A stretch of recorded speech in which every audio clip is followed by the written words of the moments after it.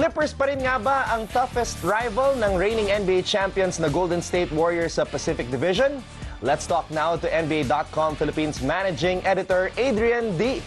Adrian, good evening and thank you so much for dropping by the Score. No problem. Thanks for having me. First of all, I think, yes, the Clippers are still the Warriors' #1 contender in this division, but what do you think about the Warriors' chances of remaining on top here? I think pretty good, like exceptionally good. Because when you look at the other teams, you know, all of the other 4 teams, to some degree or another, are in some sort of rebuilding mode, including your Clippers na alam natin no, nangyari nung off-season. They traded away Chris Paul, they brought in a lot of new players from Houston, so we still have to see how those guys fit in together. And then the other teams, the Lakers, the Kings, the Suns, alam natin na they're all trying to build through the youth movement. So I think for now it's safe to say that the Warriors will come out on top of the Pacific Division kung walang injuries, of course. At nakita nga tayo ng preview sa Warriors sa kanilang pinakaunang preseason game against Denver. Although they lost that game, this is the preseason. Hindi naman binabad ni Steve Kerr ang kanilang mga top guns. Pero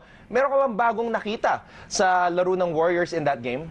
Just how funny it is to watch Nick Young try to sort of adjust to playing with the Warriors. Diba? Kasi alam naman natin si Nick Young na he was talking about it in an article rin na parang at first he was trying to pass in practice and then sina Andre Iguodala, Coach Steve Kerr were like, hindi, shoot mo.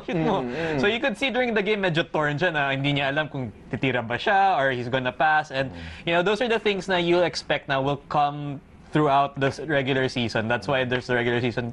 So siguro kapag playoffs na, that's when we'll see full-on Swaggy P in Golden State mode. Oh, and he has been very vocal about saying that given the chance, he will take the open shot.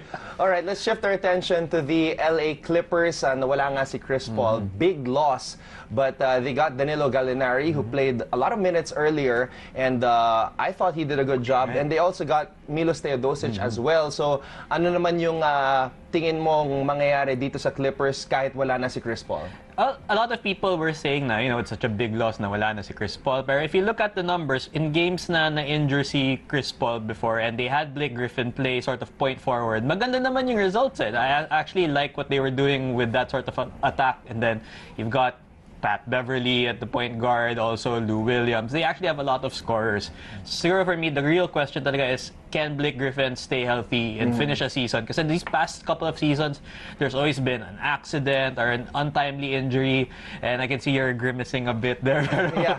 Yun naman talaga, if Blake Griffin can stay healthy, then this team will go far. They'll probably go deep into the playoffs, hopefully.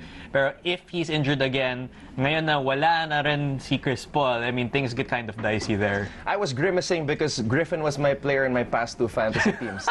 Okay, let's Double dead. Oo nga eh.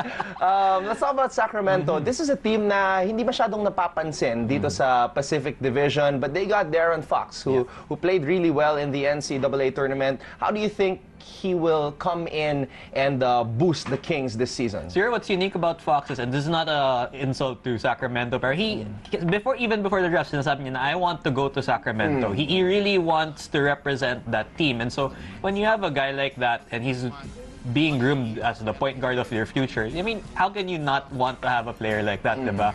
I also like the fact that they basically got mentors for their young guys. So they got George Hill at point guard, they have Zach Randolph as a big guy, and then they also got Vince Carter in the wing. So parang may OJT, so to speak, for all their young guys. And then if they turn out to have a good start, they can then trade those veterans to teams who need a veteran presence and then get even more assets so they can build their team. So I like what they're doing in that team.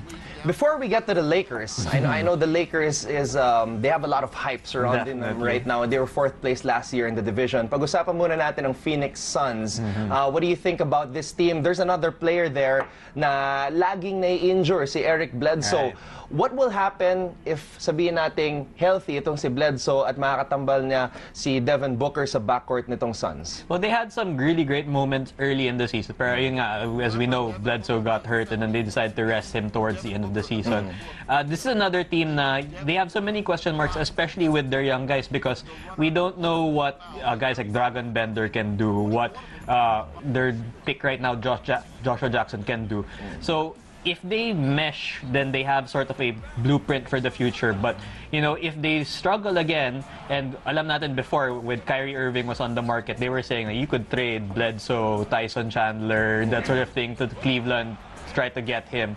So if they have a hard time again, then the Suns still have that option on the table with other players. They can ship out Bledsoe, they can ship out Chandler, and, you know, try to get something back for them. Okay. We have arrived at the most awaited part of our discussion, the Lakers. Yes. And Lonzo Ball and LeVar Ball. Siyempre, hindi nawawala si LeVar sa eksena. Pinipilahan na nga siya ng mga fans sa arena. Will they make the playoffs? Just like LeVar has proclaimed and predicted. Aabot ba sa playoffs ang Lakers ngayong season? If they were in the East, maybe. But they're not. You know, and one thing also with the Lakers is that, you know, they're in the market to be good next season, not this season. Because, you know, we've heard all the rumors. They had that thing, that tampering incident with Paul George. We've heard all the rumors that they want to get LeBron James.